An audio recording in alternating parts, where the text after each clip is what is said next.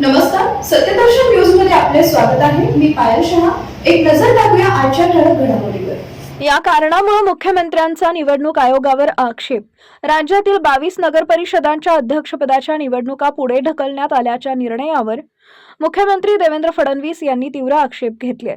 निवडणूक आयोगानं मला तसा निर्णय घेणं ही मोठी चूक असल्याचं मत त्यांनी व्यक्त केलंय. उद्या निवडणुका आणि आज अचानक त्या पुढे ढकलणं हे अत्यंत चुकीचं आहे, असं फडणवीस यांनी म्हटलंय. या प्रकारामुळे अनेक उमेदवारांची प्रचारासाठी घेतलेली मेहनत यामुळे वाया गेली आहे, असं देखील ते म्हणाले. या निर्णयामुळे गेल्या 2 आठवड्यांपासून ज्या ठिकाणी प्रचाराचा धुरळा उडत होता तेथील उमेदवार आणि कार्यकर्त्यांच्या उत्साहावर पाणी फिरलंय. ज्या ठिकाणी निवडणुका पुढे ढकलण्यात आल्या तिथं आता 20 डिसेंबरला मतदान होईल आणि 21 तारखेच्या मतमोजणी होणार आहे.